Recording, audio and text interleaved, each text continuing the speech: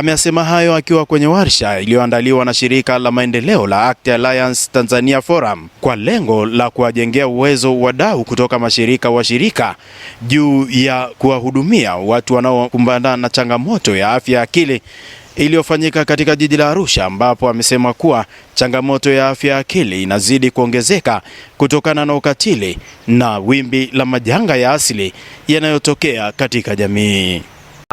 Tumeona faida nyingi za kufanya kazi na Act Alliance, ikiwemo swala la maendeleo ya jamii, huduma za afya, lakini elimu na maendeleo ya jamii kwa ujumla. Act Alliance wameshirikiana nasi sana tulipokuwa na majanga yakiwemo magonjwa ya milipuko kama ilivyokuwa kesi ya COVID, lakini pia haikuishia hapo. Tumeona kwa mfano tulivyopata changamoto kule ya mafuriko kule Hanang, changamoto za baa la njaa ambayo zimetokea kwa kufuatana na ukame katika baadhi ya maeneo ya nchi yetu kama ilivyokuwa kule Mwanga. Na Act Alliance popote ambapo pamekuwa na changamoto wameshirikiana na kanisa letu kuhakikisha kwamba wananchi ambao ni walengwa wakubwa wa huduma hizi za kimaendeleo wanapata msaada wanapokuwa wana uhitaji wa namna hiyo. Mratibu wa Act Alliance Tanzania Forum, Mchungaji Modest Pesha, ameeleza umuhimu wa elimu hiyo ya afya ya akili kwa washiriki, huku baadhi ya wawezeshaji akiwemo Belay Negese kutoka Ethiopia na Senaz Seda, mwakilishi wa Act Church of Sweden nchini Tanzania, wameeleza dhima ya mafunzo hayo. Katika utoaji wa misaada ya kibinadamu sehemu ambazo zimekumbwa na majanga pamoja na wakimbizi, kunaonekana hitaji ni kubwa na ongezeko la vitendo vya ukatili majumbani kwenye jamii, ongezeko la matatizo ya afya ya akili iko juu.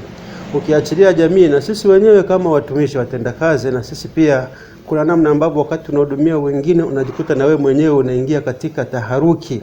Kwa hiyo mafunzo haya yanafanyika kwa ajili ya kuandaa watendakazi hawa kwa ajili ya kwenda kuitikia katika jamii, kusaidia elimu pamoja na kutoa msaada wa kisaikolojia ambao unawarudisha watu katika hali ya kawaida kwa sababu ya taharuki zinazowapata majanga.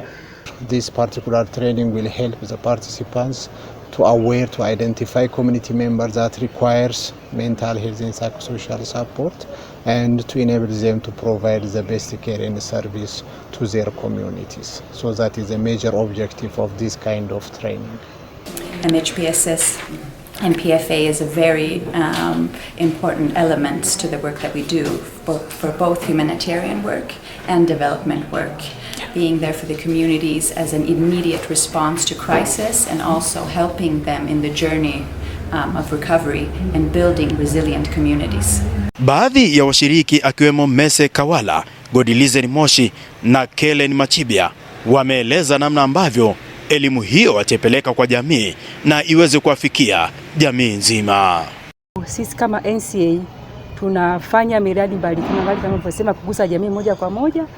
Tunafanya kazi na wahanga wa ukatili wa kijinsia, lakini pia tunafanya kazi na jamii ambazo hata zimepata majanga mbalimbali, pamoja ikiwa na mafuriko na majanga mbalimbali. Mafunzo haya yametufundisha, yametukumbusha jinsi ambavyo mtu anaweza kutumia mazingira yanayomzunguka na watu wanaomzunguka ili kuweza kupata msaada pale anapokuwa amepatwa na changamoto. Aidha ni changamoto ya mafuriko, aidha ni changamoto yoyote ile ambayo tunasema ni changamoto ambayo ni natural, inayotokea bila kusababishwa na mtu, na changamoto zile zinazotokea kutokana na kusababishwa na mtu. Tukitoka hapa tunashuka kwenye ngazi ya wilaya ambako tuna ofisi zetu.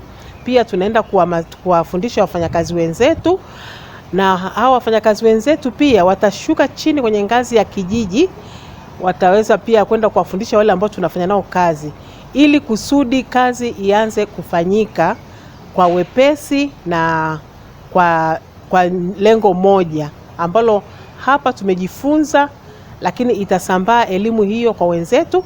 Baadaye lile lengo la kuweza kuwasaidia watu walioathirika litatimia. Afya ya akili imekuwa ni changamoto kubwa katika jamii, ambapo imeweza kupelekea hata watu wengine kujiondoa uhai. Kutoka hapa jijini Arusha, Mimi ni Elihuruma Chao.